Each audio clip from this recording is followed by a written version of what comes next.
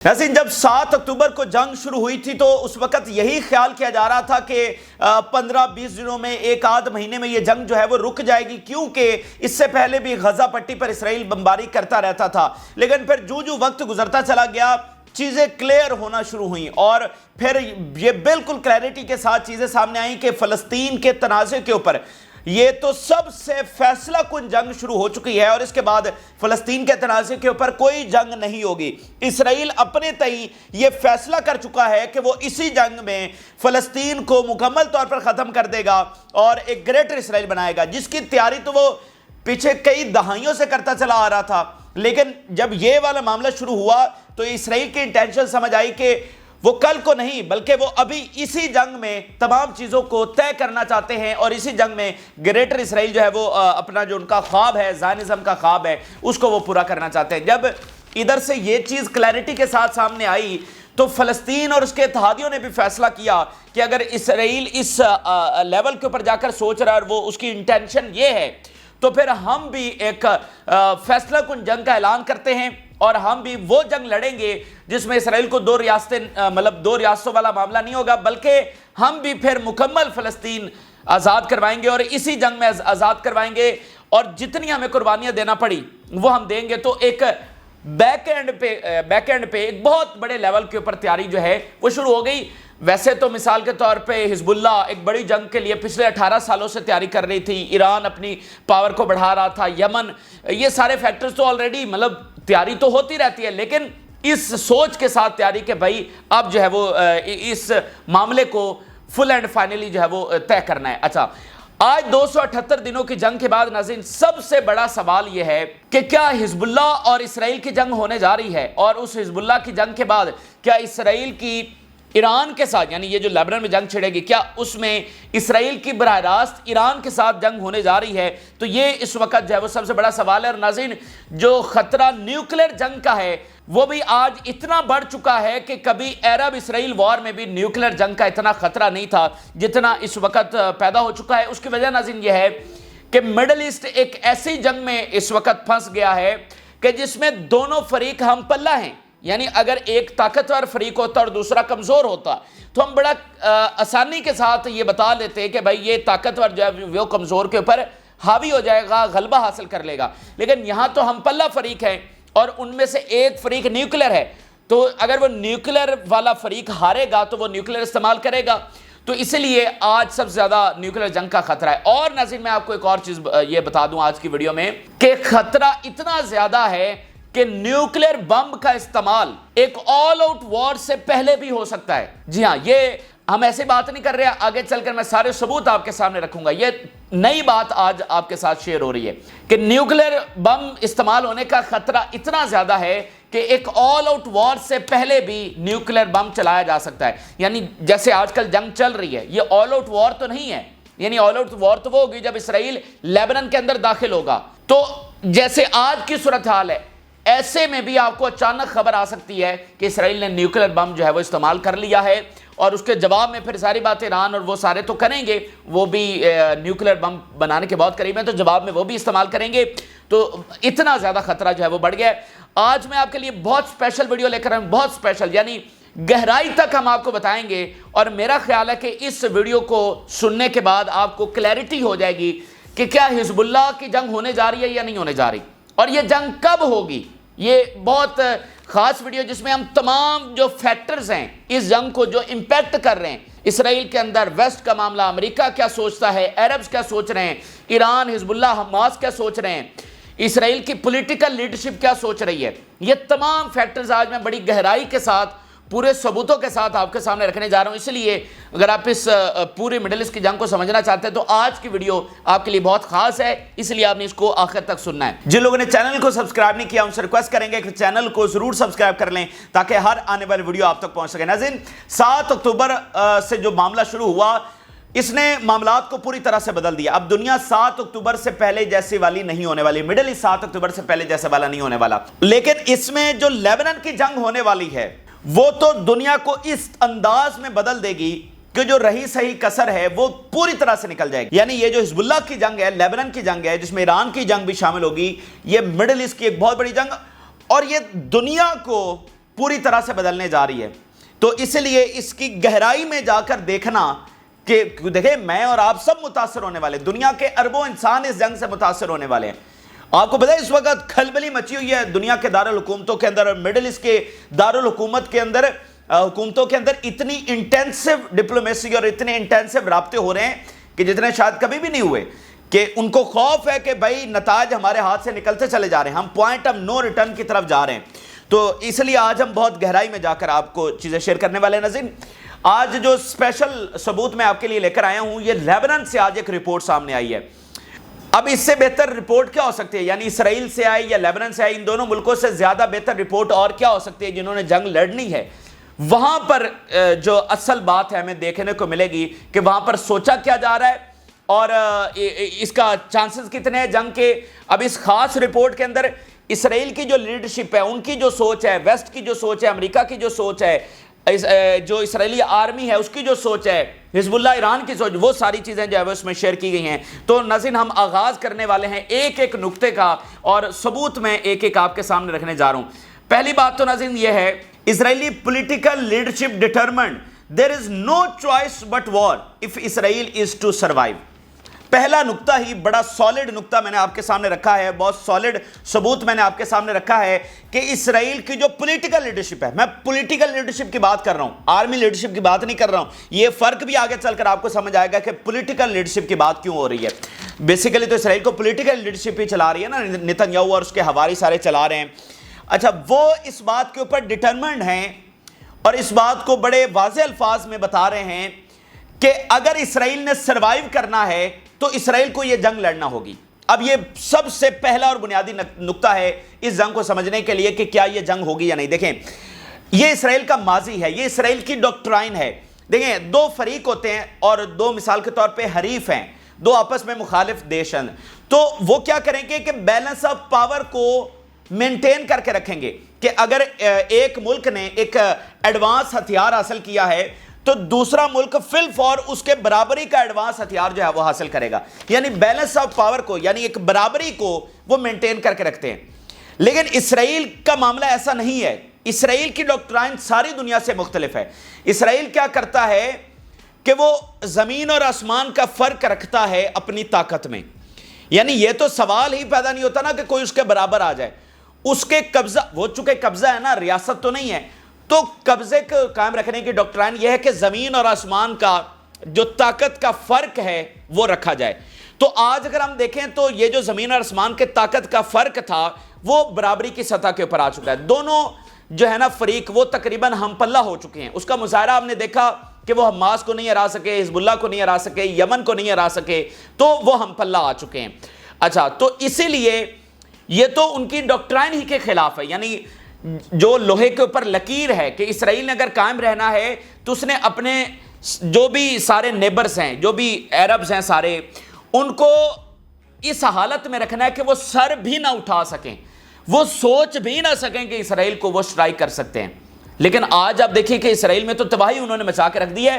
تو اس لیے اسرائیل کو کنٹینیو کرنے کے لیے, اسرائیل کو سروائیو کرنے کے لیے حزب اللہ کو ختم کرنا ہوگا, حماس کو ختم کرنا ہوگا, اور ان سب کے پیچھے جو ایران ہے جو سب کو سپورٹ کر رہا ہے اس کو ختم کرنا ہوگا. کیونکہ آج اگر حزب اللہ ختم ہو گئی اور ایران ختم نہیں ہوا تو ایران ایک اور حزب اللہ جو ہے وہ قائم کر لے گا. تو اس لیے ایران, دیکھیں اس وقت 57 اسلامی ملکوں میں مجھے ایک ملک بتائیے جو فلسطین کی مدد کر رہا ہے, صرف اور صرف ایران. سعودی عرب نارملائزیشن چاہتا ہے, ترکی کا معاملہ کوئی نہیں ہے, پاکستان جیسے نیوکلیئر پاور کوئی کردار نہیں ہے, Indonesia, Malaysia, all over the Islamic world دیکھ لیں, کسی سے خطرہ نہیں ہے سوائے ایران کے. تو اس کو وہ کہتے ہیں کہ جب تک اگر ہم ختم نہیں کریں گے تو ہمارا سروائیول نہیں ہے. تو یہ ایک بنیادی نقطہ ہو گیا. اب ذرا اگلا ایک اور سالڈ ثبوت دیکھیے.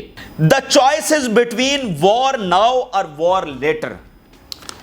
چوائس اس کے درمیان میں ہے کہ ہمیں ابھی جنگ کرنی ہے یا تھوڑی سی ڈیلے کر کے جنگ کرنی ہے, 4 مہینوں بعد, 6 مہینوں بعد, سال بعد, 1.5 سال بعد. یعنی اسی لیول کے اوپر ہم جنگ کو جاری رکھیں, اور جو ہم لیبنان کے اوپر اٹیک کی بات کر رہے ہیں اس کو 6 مہینے ڈیلے کر دیں. آپ بات سمجھ رہے ہیں؟ War, choice is between war now اور وار لیٹر.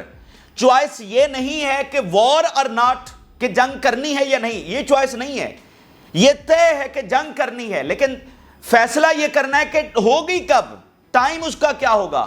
کب ہم نے حملہ کرنا ہے؟ یہ تو پتھر پر لکیر لکھ دیا گیا ہے کہ ہمیں لیبنان سے جنگ کرنی ہوگی، اور لیبنان کے آگے میں نے آپ کو سارا بتا دیا کہ جنگ کرنی ہوگی، اور ہمیں ابھی بیٹھ کر صرف فیصلہ یہ کرنا ہے کہ ہم نے کب یہ جنگ کرنی ہے۔ اچھا اگلی بات دیکھیے، ساری ٹھوس چیزیں میں آپ کے سامنے رکھتا چلا جا رہا ہوں۔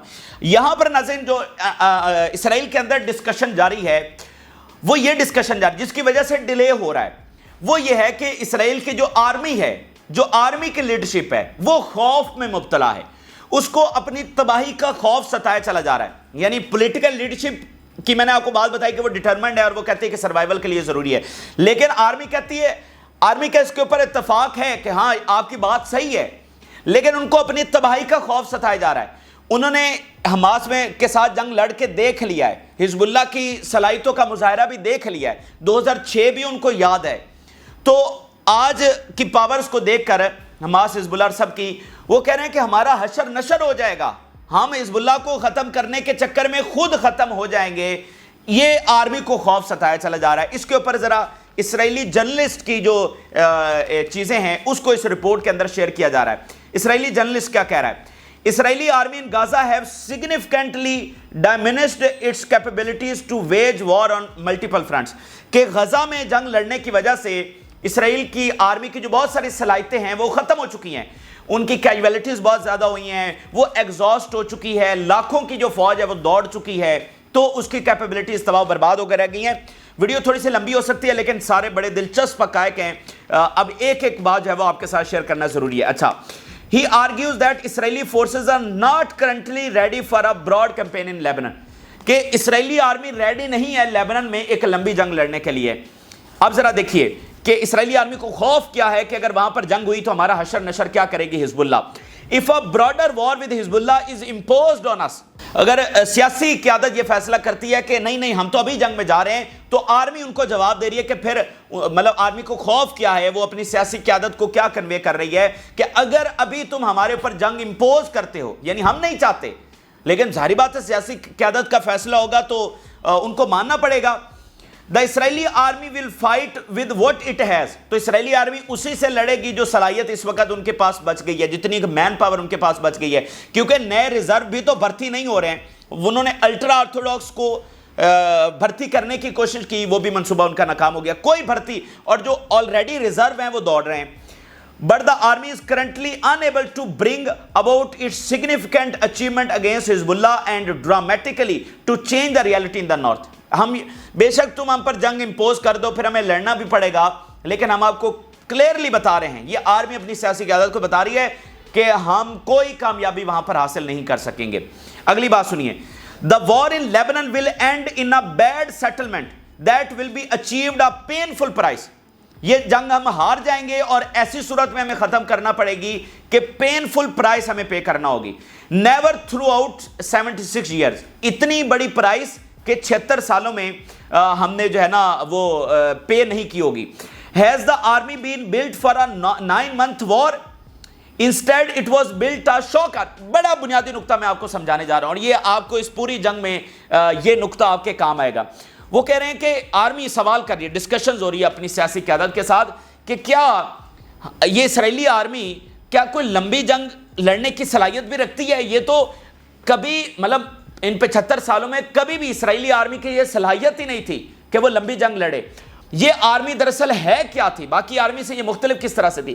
یہ ایک ایسی آرمی تھی جو شوک آرمی تھی، SHOC کے شوکڈ، یعنی شوکڈ کر دینے والی آرمی تھی۔ وہ کس طرح سے؟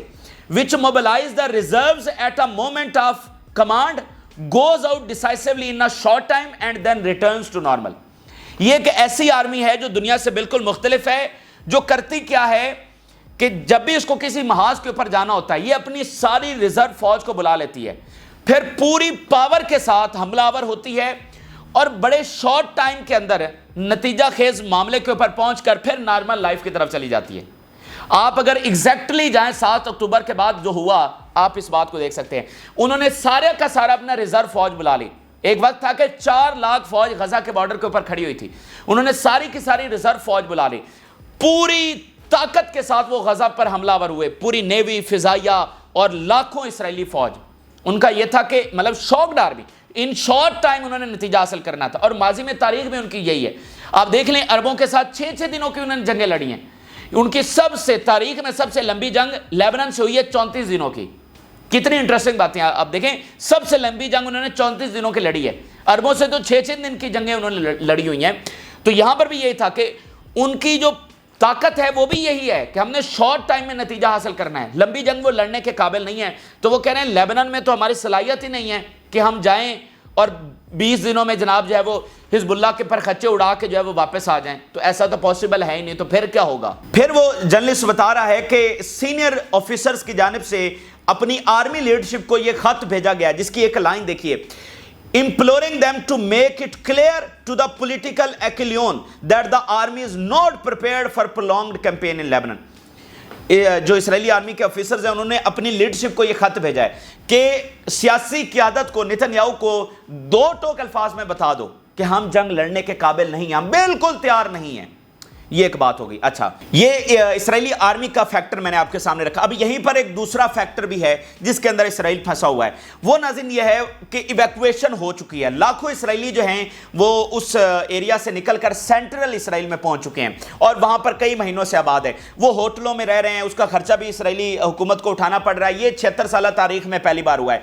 अब इसके इम्प्लीकेशंस बहुत ज्यादा हैं। पहली बात तो ये इकोनॉमिक का मामला भी है, शदीद तरीन अंदर गुस्सा है, पब्लिक एंगर है। देखें उनका, वो तो घमंडी है ना, पूरे सेटलर्स घमंडी हैं कि भाई इनकी औकात ही क्या थी कि आज इन्होंने हमें घरों से निकाल दिया। तो घमंड, एंगर, अपनी क़यादत के ऊपर गुस्सा कि तुम हिजबुल्लाह के परखच्चे क्यों नहीं उड़ा देते। फिर जो अपने घरों से वो निकले हुए हैं 76 साल में पहली बार, तो ये उनके शिकस्त का मुसलसल धब्बा भी उनके ऊपर है। यानी जब तक ये इस्राएली अगर वापस नहीं चले जाते तो शिकस्त का धब्बा रहेगा, पब्लिक एंगर बढ़ता चला जाएगा। तो वो एक अंदरूनी प्रेशर मुसलसल है सियासी क़यादत के ऊपर। अब इसको दूसरे अल्फाज में समझिए। देखें, हिजबुल्लाह को माइनस करें, ये जो इस्राएली जो इवैक्यूएट हुए हैं, ये इवैक्यूएट समझे कि नहीं हुए और अपने घरों में वैसे ही रह रहे हैं जैसे 7 अक्टूबर से पहले रह रहे थे। जंग सिर्फ गजा में चल रही है। तो क्या नेतन्याहू के ऊपर, सियासी क़यादत के ऊपर या पूरी एक इस्राएली लीडरशिप के ऊपर क्या यही प्रेशर होता? तो फिर वो क्या करते कि गजा से आराम से निमटते रहते, आराम से जंग वो वहां पर लड़ते रहते, चाहे साल लग जाता, 2 साल लग जाते। और लेबनान के साथ फिर वो कहते कि ठीक है हम बैठकर बाद में सोचेंगे कि लेबनान के साथ क्या करना है, पहले हम जरा गजा से निमट लें। तो ये जो लोग निकल कर आए हुए हैं, इनका मुसलसल प्रेशर है कि यानी आपने एक्शन भी लेना है और फिलफौर लेना है।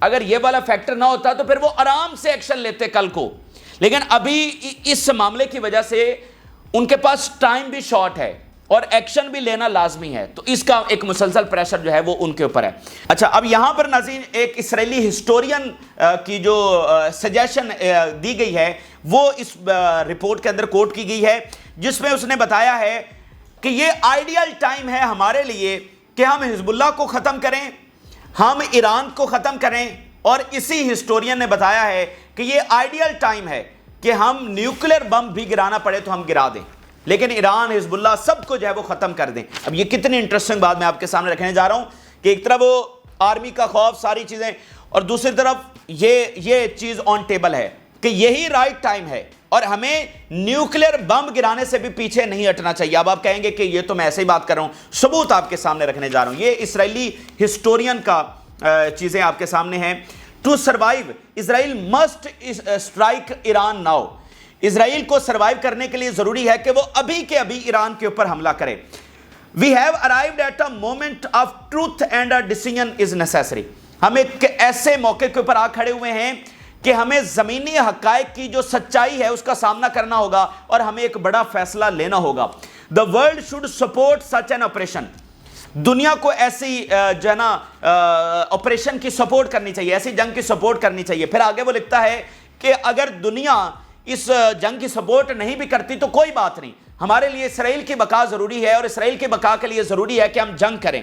और मुझे पता है कि हम में इतनी सलाहियतें हैं कि हम हिजबुल्लाह और ईरान को हरा सकते हैं। और फिर वो कहता है कि इसमें ज्यादा से ज्यादा क्या होगा कि इंटरनेशनल कम्युनिटी जो है वो हमें थोड़ा सा कंडेम्ड कर लेगी, अगर वो सैंक्शंस भी हमारे ऊपर लगा देगी तो कोई बात नहीं। और वो फिर लिखता है कि even I doubt that serious sanctions would be imposed. और मुझे ये शक है कि कोई सीरियस सैंक्शंस हम पर लगेंगी, यानी ये कि अलामती कोई कागजी कार्रवाई हो जाएगी। तो इसलिए हमें किसी चीज़ से घबराना नहीं चाहिए, बल्कि हमें जो है वो जंग छेड़ देनी चाहिए। फिर there is no better moment to deliver a strategic blow against Iran. इससे अच्छा तारीख में कोई लम्हा हमारे लिए हो ही नहीं सकता कि अभी हम ईरान के ऊपर हमला कर दें, given the current asymmetric इनकैपेबिलिटीज between the two countries. क्योंकि इस वक्त जो ताकत का गैप है वो तारीखी है, इससे अच्छा हमें मौका नहीं मिलेगा। यानी हम बहुत ताकतवर हैं और ईरान वो बहुत कमजोर है हमारे सामने। Israel has a dramatic advantage in aerial capabilities thanks to advance F-15 and F-35 aircraft. वो कह रहे हैं कि जो हमारी एयर कैपेबिलिटीज है उसमें जमीन आसमान का फर्क है। हमारे पास F-15 है, F-16 है, हमारे पास F-35 है, and above all Israel has one singular advantage, it poses a nuclear Arsenal. और इन सब को भी जरा साइड पर रखें, इसराइल के पास सबसे बड़ा एडवांटेज यह है कि इस वक्त उसके पास न्यूक्लियर बम है और ईरान के पास नहीं है, तो इसका हमें बड़ी वाज़ेह बर्तरी हासिल है। तो हमें ईरान को जो है वो फिल फॉर अभी ख़त्म करना होगा, इससे बेहतर मौका हमें नहीं आएगा। Where as Iran currently only Aspire to achieve one, ये हमारे लिए बेहतर मौका है क्योंकि हमारे पास बम है और ईरान तो अभी अचीव करने की कोशिश में लगा हुआ है। तो कल को अगर उसने अचीव कर लिया तो फिर ये मौका हमारे हाथ से निकल जाएगा। फिर वो कहता है कि अगर हम कन्वेंशनल तरीके से ईरान को ना हरा पाएं, यानी हमें 5-10 दिनों में 15 दिनों में पता चल जाएगा, तो फिल फॉर ईरान के ऊपर न्यूक्लियर बम गिरा देना चाहिए ऑन रिकॉर्ड। ये लेबनान से आज रिपोर्ट आई है, वो आपके सामने बतौर सबूत रखता चला जा रहा हूं। If Israel should prove incapable of destroying the Iranian nuclear project using conventional weaponry, अगर हम रिवायती तरीके से रिवायती हथियार इस्तेमाल करते हुए नाकाम हो जाते हैं, then it may not have any option but to resort to it's non conventional capabilities. तो फिर हमें जो है वो नॉन कन्वेंशनल कैपेबिलिटीज यानी न्यूक्लियर की तरफ जो है वो चले जाना होगा, और इसमें हमें बिल्कुल कोई हेजिटेशन जो है वो यहां पर नहीं होनी चाहिए। और फिर यहां पर वो अमेरिका की बात करते हैं और वो कहते हैं कि ये हमारे लिए राइट टाइम इसलिए भी है कि एक तरफ हमें ताकत की वाज़ेह बर्तरी हासिल है, दूसरी तरफ अमेरिका हमारे साथ खड़ा है। और वो कहते हैं, उन्होंने जो लफ्ज इस्तेमाल किया, we have white house that is committed with us, हमारे पास एक ऐसा व्हाइट हाउस है जिसको हम कंट्रोल करते हैं एक तरह से। फिर रिपोर्ट में ये बताया जा रहा है कि Netanyahu is spying on Washington, मतलब स्पाइंग ऑन वाशिंगटन, वाशिंगटन की जासूसी कर रहा है। यानी मुराद ये है कि भांप रहा है कि सही टाइम क्या है अमेरिका को इस जंग में ड्रैग करने का, और वो बिल्कुल क्लियर है। यानी उनको घमंड किस बात का है? वो कहते हैं कि देखें, अगर हम जंग में जाते हैं और हमारी कोई मिसकैलकुलेशंस हो जाती हैं तो हमारे पास न्यूक्लियर हथियार है, हम फौरी खत्म कर देंगे दुश्मन को।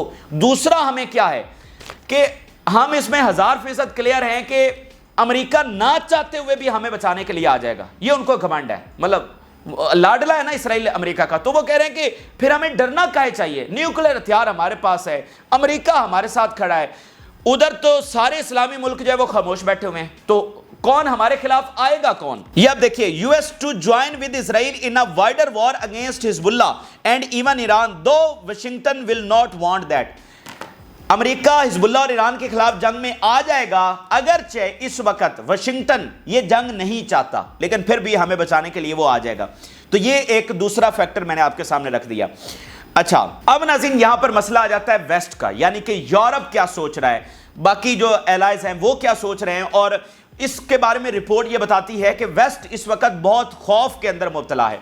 वेस्ट ये समझता है कि ये इसराइल बढ़के मार रहा है, इसराइल मिसकैलकुलेट कर रहा है चीज़ों को, और इसराइल जो है वो गलती के ऊपर है। और ये जो सोच वो रहा है ना कि वो इसको बहुत महंगा पड़ेगा, ये जंग उनकी कैलकुलेशन और उनके नतीजे के मुताबिक नहीं आएगी, बल्कि इनको मुकम्मल तौर पर वाइप आउट कर देगी, यानी इसराइल को मुकम्मल ख़त्म कर देगी।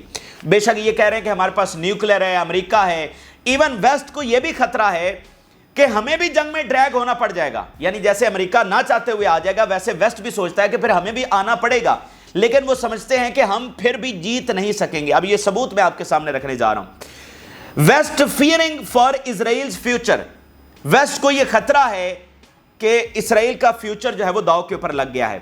When Netanyahu with full bravura welcomes a 7-front war, West presumes at best an utter recklessness on his part or madness।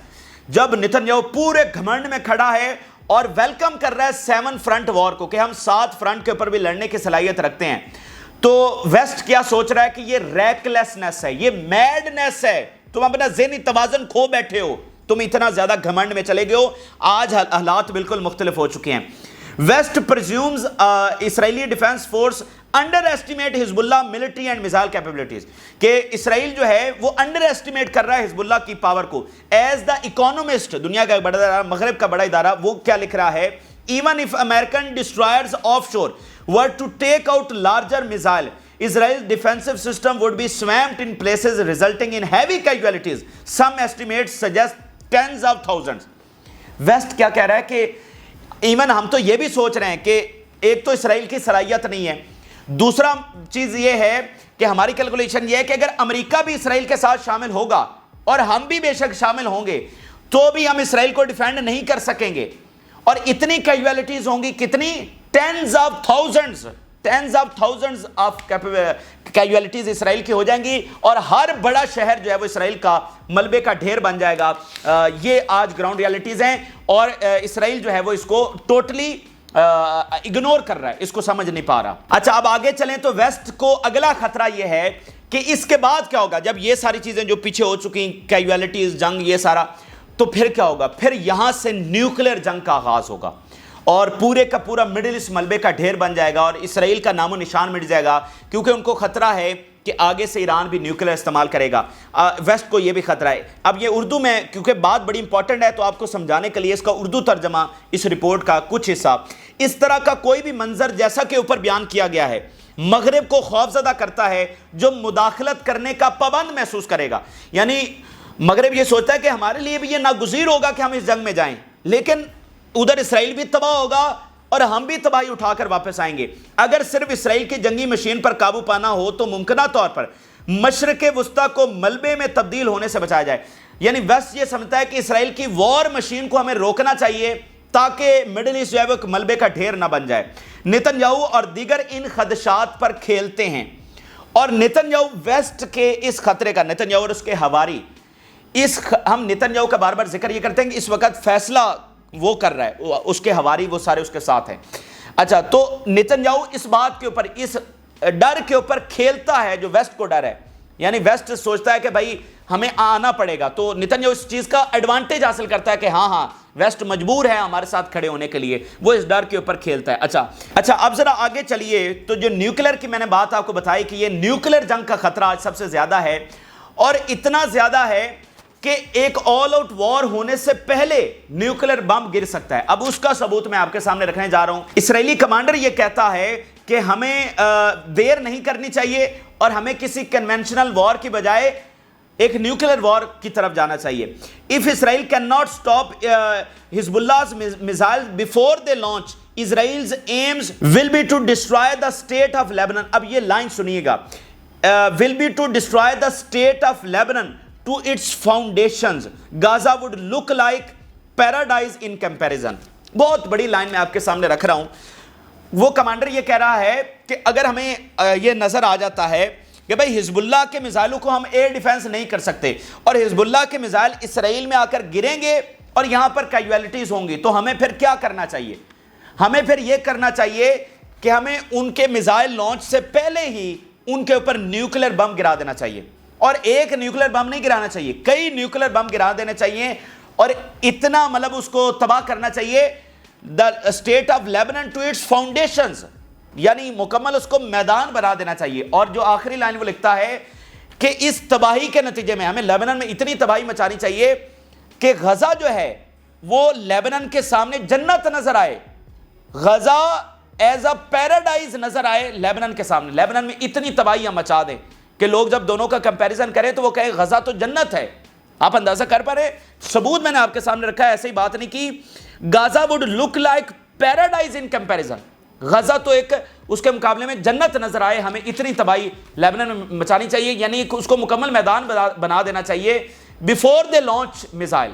یہ میں وہ بات جو میں نے انٹروڈکشن میں کی اس کا ثبوت کہ آل آؤٹ وار سے پہلے ہی، یعنی آج اگر اسرائیلی لیڈرشپ یہ فیصلہ کرتی ہے کہ ہمیں ابھی جنگ کرنی ہے، اور اس کو ساتھ یہ بھی یقین آ گیا ہے کہ حزب اللہ میزائل لانچ کرے گی، تو ہم اس کو ڈیفینس نہیں کر پائیں گے، تو اس کو کیا کرنا چاہیے کہ سیدھا نیوکلیر بم گرا دے. یہ چیز. اب ذرا اس معاملے میں آخری چیز میں آپ کے سامنے رکھنے جا رہا ہوں جو اس رپورٹ کا آخری مدعا ہے کہ اس میں اب ہم نے سارے فیکٹرز آپ کے سامنے ڈسکس کر لیے، تمام فیکٹرز آپ کے سامنے ڈسکس ہو گئے. اب پھر آخری سوال وہی ہے کہ کیا جنگ ہوگی؟ آخری سوال اس کے اوپر وہ کہتا ہے کہ یس، یہ جنگ ہوگی، یعنی یہ جنگ ناگزیر ہو چکی ہے، کیونکہ اسرائیل جو ہے وہ ایک باکس کے اندر پھنس چکا ہے۔ اب یہ اس بات کا بھی میں اردو ترجمہ آپ کے سامنے رکھ رہا ہوں تاکہ کوئی کنفیوژن نہ رہے، کیونکہ یہ لب لباب ہے۔ وہ کہہ رہا ہے کہ اسرائیل ایک باکس کے اندر پھنس گیا ہے، اس کو سروائیو کرنے کے لیے اپنے آپ کو باکس سے باہر نکالنا ہوگا، اور باکس سے باہر نکالنے کے لیے ضروری ہے کہ وہ ان سب کو ختم کرے گا تو ہی باکس سے باہر آئے گا، تو ہی سروائیو کرے گا، اسی لیے یہ جنگ ہوگی۔ اسرائیل ایک باکس میں ہے جس کا کوئی حل نظر نہیں آ رہا۔ وقفہ کب تک برقرار رہ سکتا ہے؟ یعنی وہ جس طرح بھی ڈیلے پہ ڈیلے کر رہا ہے، یہ کتنی دیر تک وہ ڈیلے کر سکتا ہے؟ حماس اب بھی مضبوط کھڑی ہے، حماس تو ہاری نہیں ہے، دوبارہ مسلح اور بھرتی کر رہی ہے۔ حزب اللہ نے شمال میں اسرائیلی فوج کی تذلیل کی ہے، یعنی ان کو بہت عبرتناک شکست دی ہے۔ مغربی کنارہ دھواں دے رہا ہے، یعنی دیکھیں اسرائیل تمام اطراف سے اس صورتحال میں بھی ختم ہو رہا ہے۔ حماس بھی اس سے ہار نہیں رہی، حزب اللہ اس کا روزانہ نقصان کر رہی ہے، ویسٹ بینک اس کے ہاتھوں سے جا رہا ہے۔ تو اس چیز کو وہ کتنا لمبا پرولونگ کر سکتا ہے؟ یعنی وہ جنگ میں ڈیلے کر کے بھی تو روزانہ ختم ہی ہو رہا ہے، تو اس کو یہ جو پیچھے بیک اینڈ کے اوپر سپورٹ آ رہی ہے اس کو ختم کرنا ہوگا۔ یعنی دیکھیں وہ غزہ پہ تو بم گرانے کے لیے رہا، ویسٹ بینک کے اوپر تو نیوکلیر بم گرانے سے رہا، تو وہ ادھر ایران کو حزب اللہ کو ختم کرے گا تو ادھر بھی یہ جنگ وہ جیت جائے گا، وہ سپورٹ پیچھے سے ختم ہو جائے گی۔